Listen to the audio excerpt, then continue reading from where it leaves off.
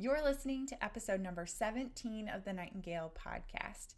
In this week's episode, I am doing another solo show where I talk to you about setting yourself up for success in your nursing journey or your healthcare career. I don't want you to think that you can just leave it up to chance and you are going to miraculously end up into the job or the career path that you have dreamed of. This is not how it works. It is not a good plan because it really can make you go down a path that you did not see for yourself. So, in this episode, I'm going to talk about how I set myself up for success, some things I have done along the way, some tips for you to go ahead and start to do this within your journey. This episode is for everyone.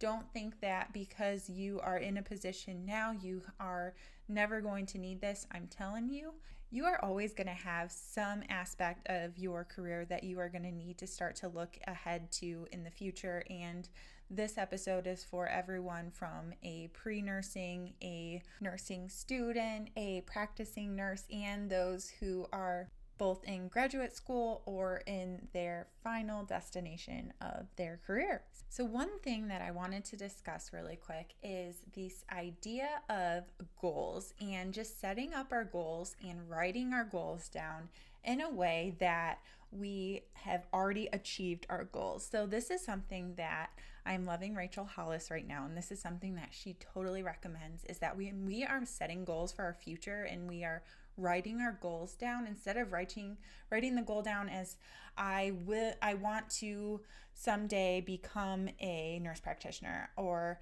I will be a registered nurse. We phrase it in a different way and we reposition it into saying that I am a registered nurse. I am a nurse practitioner. I am a emergency department nurse, or I am a nursing student. Writing it in a way that it says that you already have that or you've already reached that goal is so much more empowering and realistic than you setting it as, oh, I will, or like someday. It makes it more seem like someday, and it really just is super empowering. And I am loving this because one thing that I have found is that when we are going into a job interview, we have a job interview, we are about to take a test.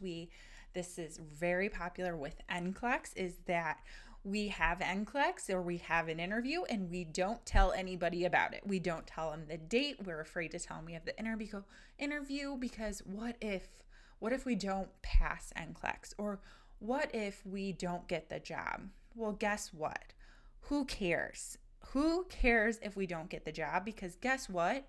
The biggest thing is that you applied, you interviewed, you learned something from it, and that takes heck of a lot of courage. And same thing with NCLEX is that, so what if you don't pass? It's fine. There are people who don't pass, and it says nothing about you or your abilities as a student or as a nurse.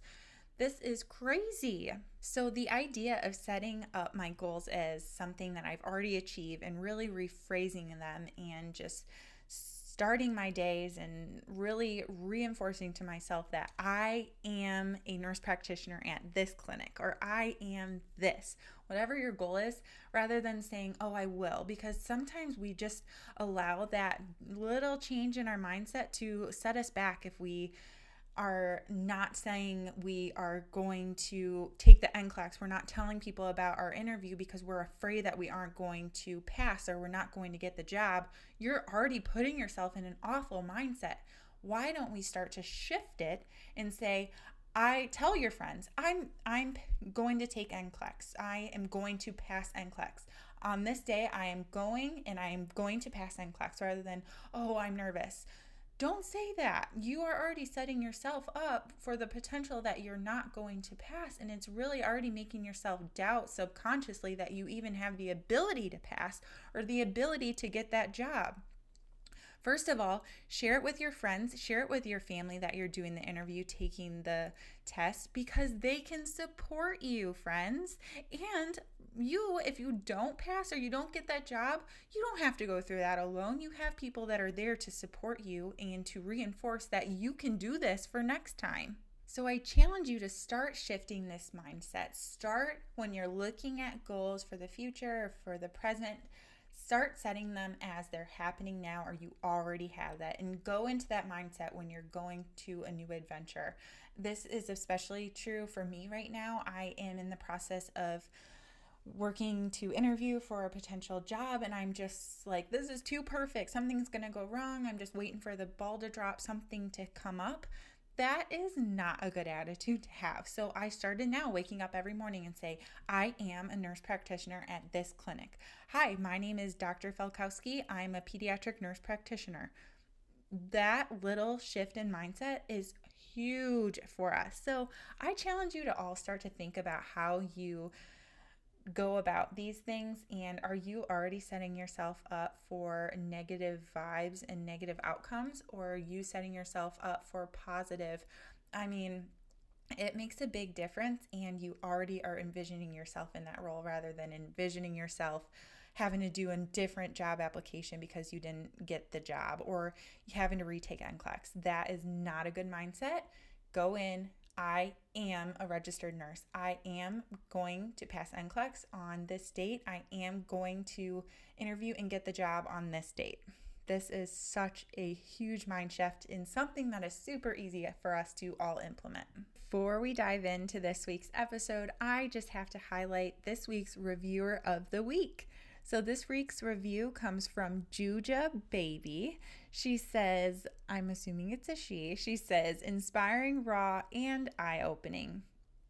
I have truly enjoyed listening to Dakota and her interviews with all the incredible nurses so far. Their stories are insightful, inspiring, and raw. They show the real truths and struggles in the nursing as well as the wins. If you are thinking about nursing, listen. If you are a nurse currently, listen. Thank you so much for leaving this review this week. I cannot tell you how much these reviews mean to me, and it also is a great way and the only way for you to really spread the word about the Nightingale podcast and for us to get this into as many hands as possible. So thank you again for leaving this review. And if you are like Juja Baby and you are loving this podcast, I would love to ask you to go ahead and leave a review and a rating for the podcast. Share your thoughts and your honest truths and what you'd like to see on future episodes. I love this. So thank you again, and let's dive on in. Hey friends, welcome to the Nightingale Podcast, a podcast for nurses, future nurses, and, well, anyone interested in the nursing profession.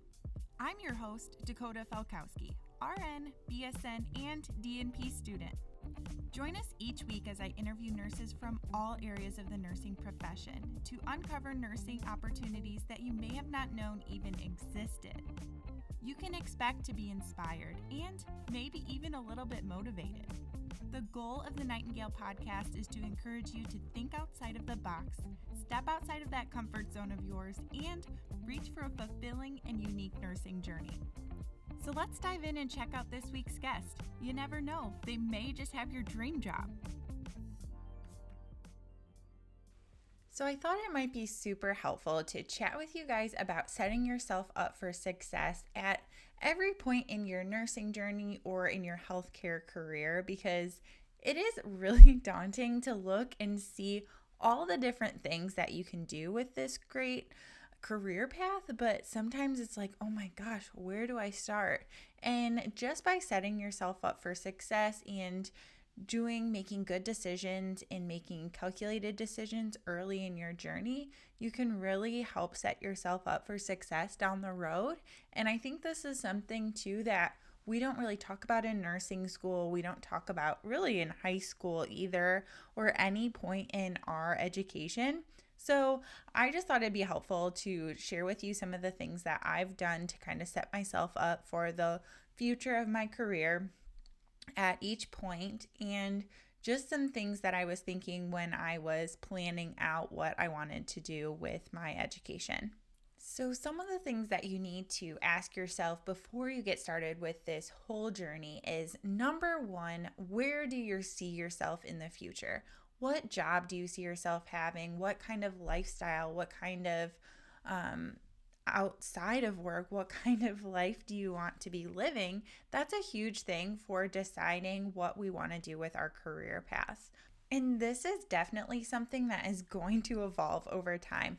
My biggest piece of advice for anyone in their career paths is that you have got to be open for change and for fluctuations and for diversions in your path, because if we get so set on doing one specific thing, if we get our mindset on one thing and we don't allow ourselves to evolve or really to mesh into the different types of person that we are becoming or the different trajectories that we are meant to go on, we not only are going to be going into something that we were not destined to do, we are not fulfilling our ultimate path and our ultimate career goals that we may have. And the big thing is we're not going to likely be happy. We get it so set in our heads, I think, at a young age.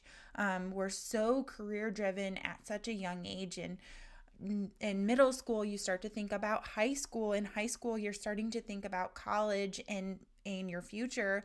And it is so kind of daunting feeling like you have to have your whole life planned out and what it's going to be. And that is not realistic. It is so much more realistic to take your journey step by step and kind of ebb and flow into what is going to work well for you.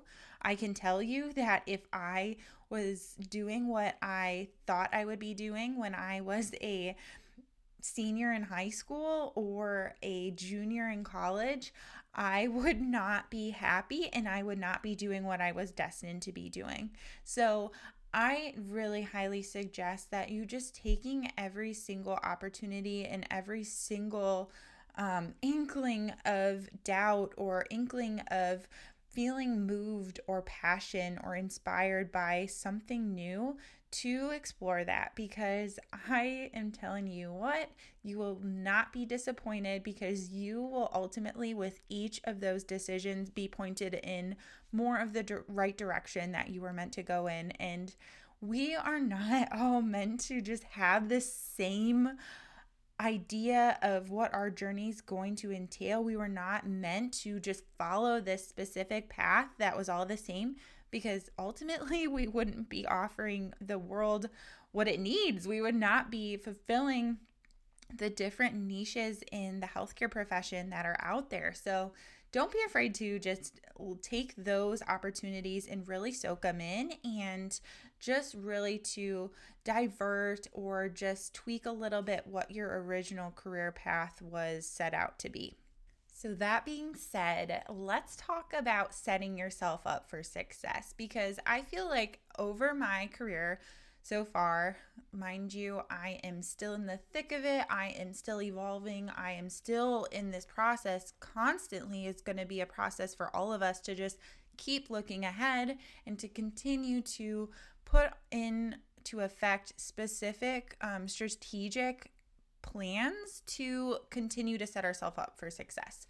So along the way, it's going to look different. So today I want to talk to you about all those different aspects. So what it looks like when you're a high school student, or what it looks like pre-nursing, pre-healthcare, what it looks like when you're in the midst of your healthcare degree, whether it be a undergraduate degree, a graduate degree, or if you're post school and you are just living in your current career, what it looks like to start to set yourself up for success in the future. So what does it look like to set yourself up for that next bonus, for that next advancement in your position, for that management role, for that educator role, for that promotion, whatever it may be?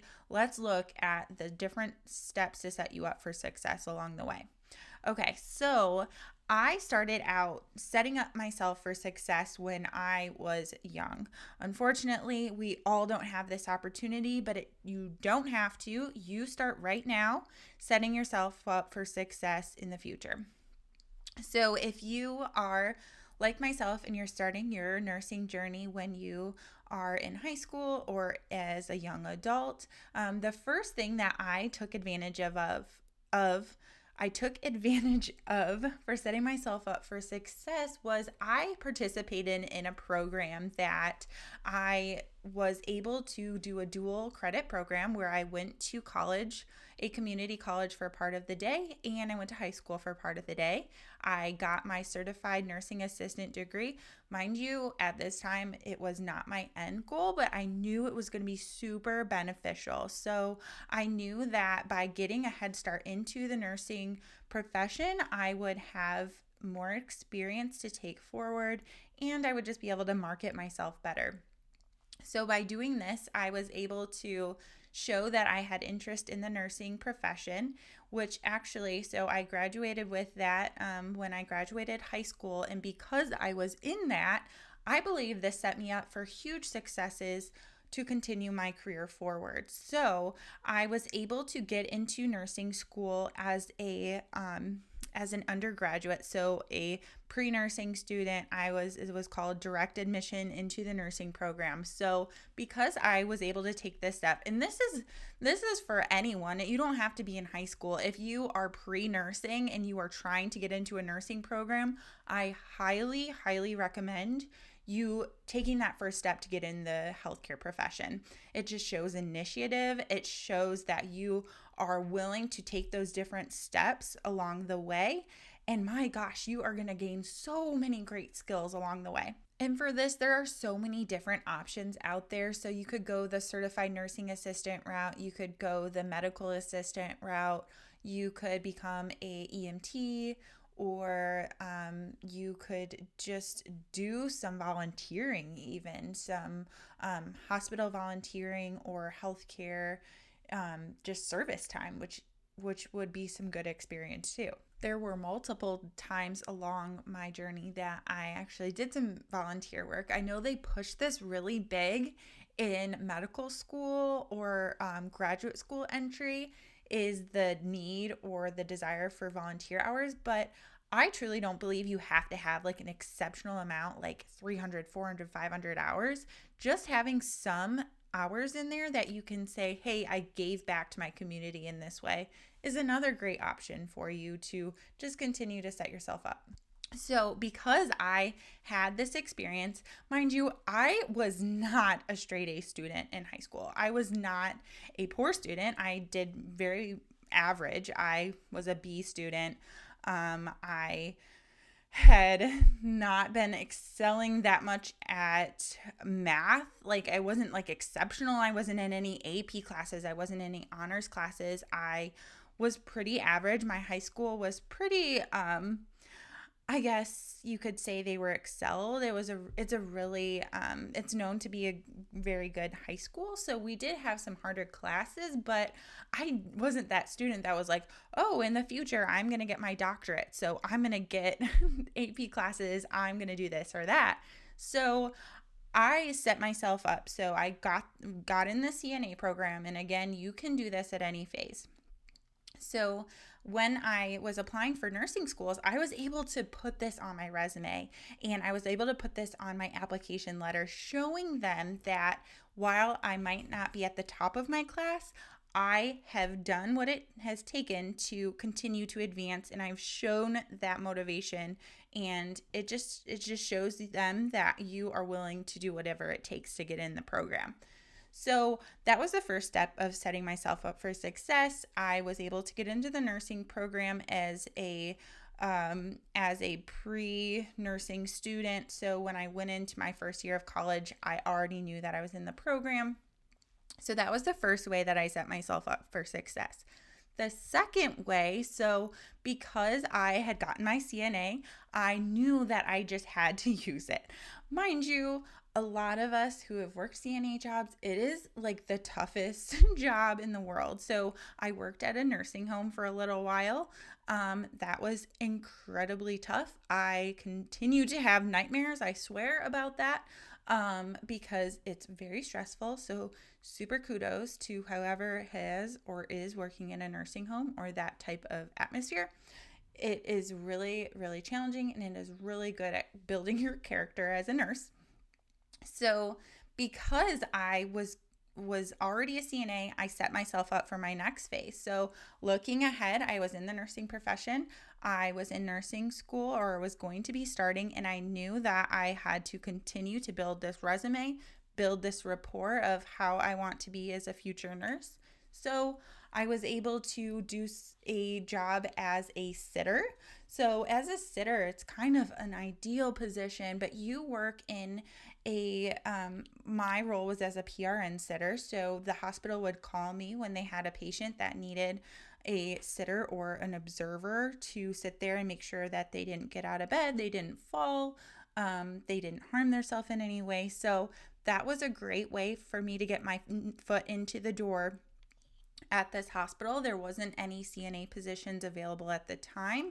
So as I was available to start off with that, I could then transition into a CNA role once it became available. And that's exactly what happened. So you can see I've already started to set myself up each step along the way. And this started early on. So early on, I'm saying in high school, or for those of you who are past those high school years, pre-nursing. So you can do this right now. And I just want to put in a little plug that I understand that we all aren't set out to do the same thing in this respect. So there's some of us who are like, I can't work while I'm in school. I need all my attention on this. Totally get it. I'm the type of person that I focus better when I have a little bit more on my plate, so that I don't have all this extra time because I waste it too much. So for me, if I'm a little busier, I focus better. I know that I have 5 hours to study today, and I'm going to do it, because if I don't, I'm going to be screwed later on. So if you're the type of person that is like, I cannot have a job, or I cannot commit to that while I'm in school, that's okay. Do like I said, and take some opportunities to volunteer. Or a really great option, which I've talked about in previous episodes, is the PRN position. So almost all my positions that I held while I was in school were PRN. So that was awesome for me, because I got to pick my own schedule. If I didn't want to work 40 hours, I never worked 40 hours, but if I didn't want to work 20 hours that week, I didn't have to. I was not required to do that. So I could also schedule my hours around testing and assignments that I had coming up. So if I did have a heavy week, I would cut back. So that's a really great option. And another thing to consider is, I'm a huge proponent of B's get degrees. And I'm not telling you to do poorly. I'm not telling you to not focus on school, but you do not have to have straight A's to be successful. And this is a huge thing for new graduates when you're thinking about the future and applying for those first positions. Stop stressing about your grades. You need to pass your classes. You need to do well, but you don't have to have A pluses. You don't have to have straight A's. That is not what is getting you your nursing license. What's getting you your nursing license is A, passing your NCLEX. That's obviously huge. You have to do that.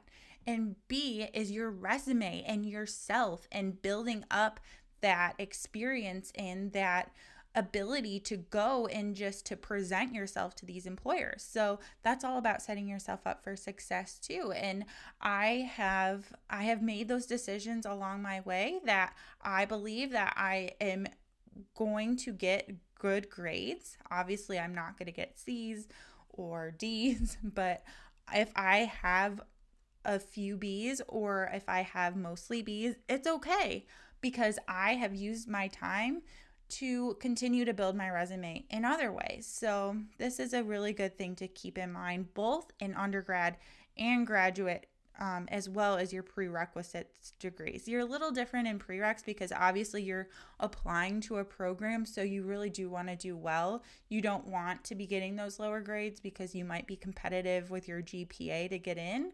But if you have those other experiences, say you're a sitter, PRN, or you're a CNA, or you have some volunteer experience, you're setting yourself up for success in the future because you have more to talk about than just your grades when you go into that interview. Okay, so we talked about my first step was doing the CNA. Then next step was to get the sitter role, which then led me into a CNA role. The next step was getting a internship position. So again, like I said, I was not a straight A student. Don't think you have to be to get positions. 100% believe that. So I had this good experience. I had some CNA roles. You don't have to have a ton of experience. They're not looking for you to have 10 years, 2 years, 3 years. Like just some experience is what is really going to boost you up in their eyes. So these we'll talk about it in a little bit, but this is a great way for you to just build your interview skills as well to be able to answer some of their questions better. And I'm going to do a future episode on that for sure. But so I then applied to my first internship role. So because I had set myself up, I was continuing to look forward to what it looked like closer to graduation or post-graduation. So I took my experience as a CNA and I applied for a internship role. And my first internship role, I talked about it in my first episode, was I got to float to different units within the hospital. It was at one of our local hospitals back home in Rockford, Illinois. It was a great position. And once I landed this position, I had the confidence and I was continuing to set myself up for my ideal internship position, which was in the ER at Northwestern Memorial Hospital in Chicago. I wanted to do the ER all along. And so by continuing to set myself up, I was confident and I was qualified to have this position in the ER. And I landed it. And it was a really, really good learning experience that just made it so worth it for all these steps along the way. And I've got to say, I did not work a ton of hours. I'm like, these are things that you can just put on your resume and you don't have to be working like busting your butt, working part-time even or full-time. You just have them and you have the connections and you have people to put on your reference list. So this is a great way to set yourself up pre-nursing. So while you're in nursing school, prior to nursing school, that's kind of the first step of setting yourself up for success. This also definitely applies to those who are in a graduate program or doing a continuing education program because you can do the same thing. So actually, I recently moved back to Illinois and I chose to apply for a position in the emergency department in a PRN capacity. And actually, when I moved back here, I thought that maybe I wanted to do emergency medicine as a nurse practitioner. So I thought, why not get to know some of the providers, the staff, and to see if this even was something that I was interested in. And also, this is a great way for me to get in with an organization, meet the health system, meet those who are in charge, who are pivotal in the hiring process. So when I did this, I actually was able to right away meet some really important people in human resources. And right off the bat, I told them my goals. I reached out to one of the HR people and said, hey, I actually am in school. I graduate in May. I would love to work for this health system when I am done with school. How can I work to set this up? How can I get in? This is the big part, for a clinical rotation here. Do you have any connections? And right away, she was able to start getting me to the right people.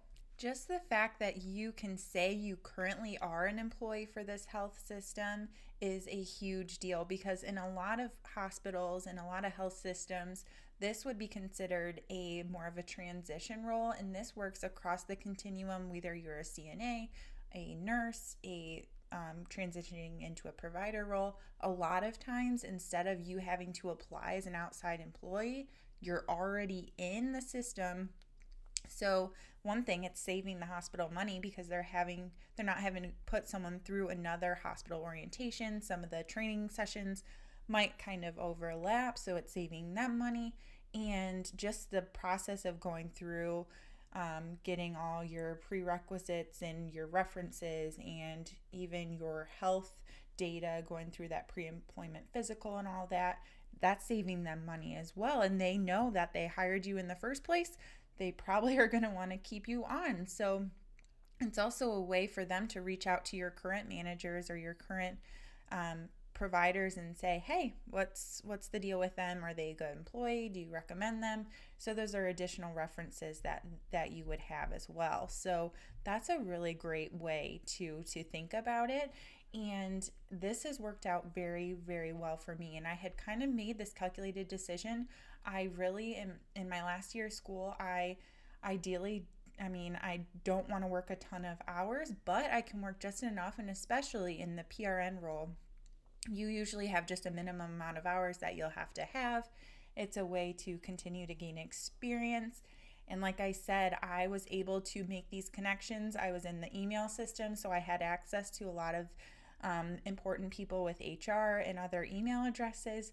So this ended up actually setting me up, and I will talk more about this in the future, but this has set me up for potentially a position upon graduation, which I'm working through right now. So this is a big thing to think about. So if you are in this phase where you're looking ahead and you're kind of trying to plan out where you want to be when you're done, keep this in mind so that you can get in not only to maybe transition into a role, but also so that you have an in for clinical placement, because whoever is in clinicals for nurse practitioner, for any graduate degree, it's tough out there right now, especially for nurse practitioners. We have a really, really hard time in most programs trying to find preceptors. So if you can get in there and say, hey, I'm an employee, you already have their email address because you're in the system, it makes things a lot easier. So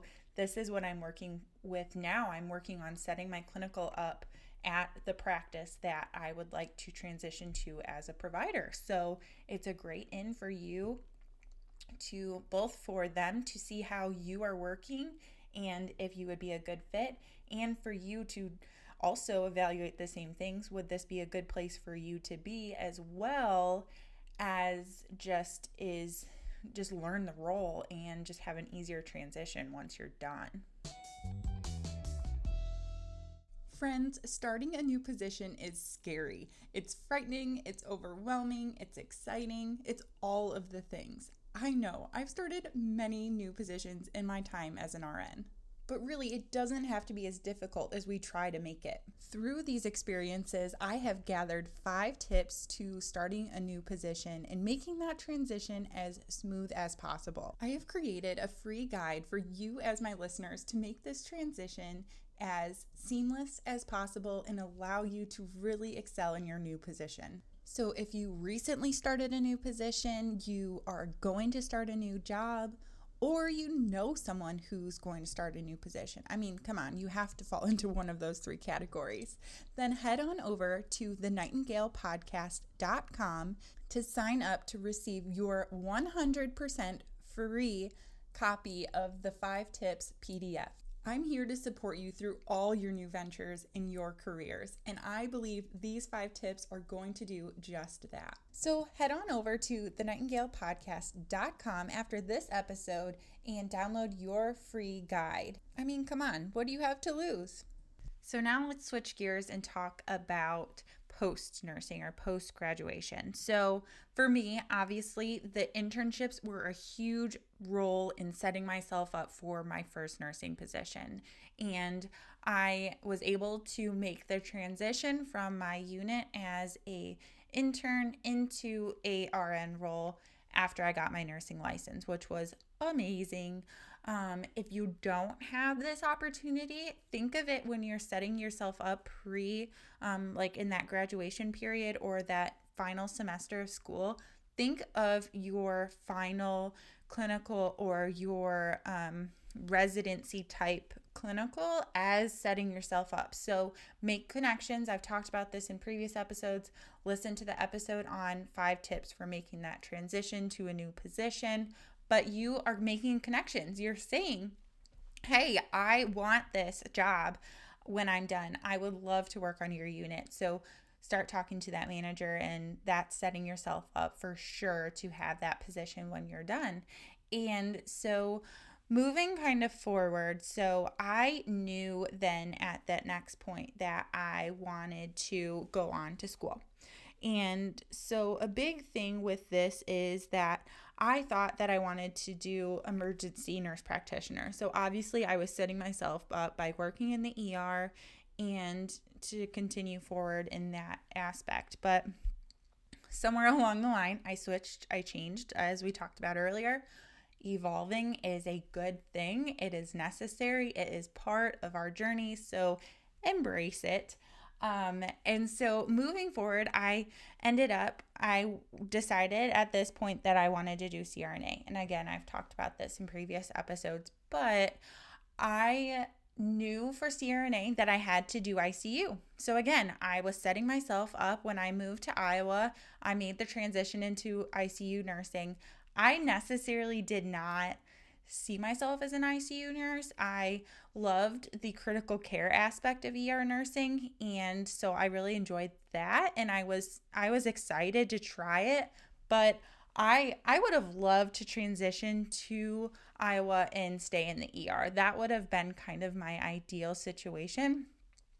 But at some points in your nursing journey, you just have to kind of bite the bullet, and you have to realize that not every single decision is going to be your favorite decision. So I truly think that sometimes we have to make sacrifices to look at that end goal, and this is all about setting yourself up again. So I know that I can't get into CRNA school unless I have ICU experience. I don't think there's any CRNA program out there that you can get in without ICU experience. It just doesn't exist. So for me, I knew I had to do ICU. So if you're looking ahead in your future and you want to be a ICU nurse practitioner, then you better get into the ICU eventually. If you see yourself wanting to be a pediatric nurse practitioner, you better get into peds. So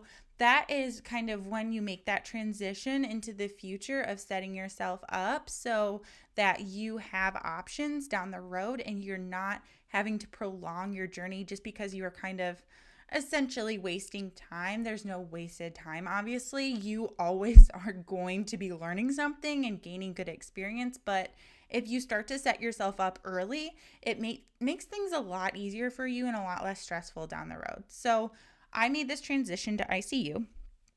Once I got there, I shifted a little bit again. So I began to set myself up for pediatric nurse practitioner, which was another pivot that I made in my degree. And so with that, I wanted to go and explore the clinic setting. So with that, I left the hospital. I thought that setting myself up, being able to go into an interview for pediatric nurse practitioner by saying, I've worked in a clinic, I know the ins and outs, and I know what it takes to be a nurse in that atmosphere or an advanced practice nurse. That was able to put me into a category where I was confident going into future interviews. So I set myself up in that way, and fortunately and unfortunately, I got there and realized that it wasn't for me. But let me tell you, it was a good step. It was a good step to set myself up because I gained appreciation for what the clinic nurse does. So that when I am on my own and when I have stepped into that provider role, I'm able to look at what they're doing and just show a little compassion and just know that they're working their butts off and just what it takes to do what they're doing. So it was really beneficial, and I'm so glad that I did it. The last thing that I want to talk about is setting yourself up for a successful and smooth DNP project or master's project, whatever kind of final kind of graduate project that you may have to do. And this is another really stressful thing when you're going through graduate school is it's daunting to at the beginning of the programs try and think of a project first of all that you want to implement, especially because it's something that you are going to continue to work on. And especially for me, I was moving midway through the program. I knew that this was going to be happening. You might be in a position where you're not going to want to work full time throughout the whole program. And so that makes it a little more challenging, and you might be switching clinical sites. So I actually made a calculated decision to stay in my PRN role in the pediatric operating room and use this as my site to implement my project. So it's actually kind of interesting about this is that I'm actually in a primary care pediatric program, nurse practitioner program, and I'm implementing my project in the acute care setting. And this is where I had a lot of confusion at the beginning. I'm like, well, I don't work in primary care. I haven't started my clinicals yet, but you have to start to formulate a project idea. And so for those of you who don't know, a DNP project, or they also do them in master's programs to kind of a smaller scale, but you are implementing basically a quality improvement project. You're looking at a process and you're saying, this needs some type of implementation. We need to fix this problem. And you essentially plan out an intervention that you're going to do to fix the problem. And especially in the DNP program, we do a lot of pre and post research on it. We collect data. So for a primary care student, I had to have something that related to primary care somehow. So for my project, I am doing the preoperative, perioperative education for pediatric patients. I'm kind of tweaking this process and working how we can decrease cancellation rates. So this not only affects the inpatient side, but it's also affecting my patients on the outpatient side who either need the surgery or want the surgery done. And if they can't get it, it's not good for patients' health and for patient satisfaction. So I actually was able to kind of use my experience in the inpatient side and develop a project. So it's easier for me. I figured if I can do it at my job, I know a lot of the people, I know the processes, this will be a lot easier than going into a new environment. So I chose to set myself up by continuing to work PRN in the operating room and implementing my project there. While I could have actually continued to do my project there and not be an employee, it makes it 1,000 times easier. If you are an employee, you're remaining in their email system. You can send emails all within house-wide email. You already are an employee, so you still have your badge and things like that. It just makes it a lot easier, and it, like, when you're working there, you're more invested in the project, I feel like.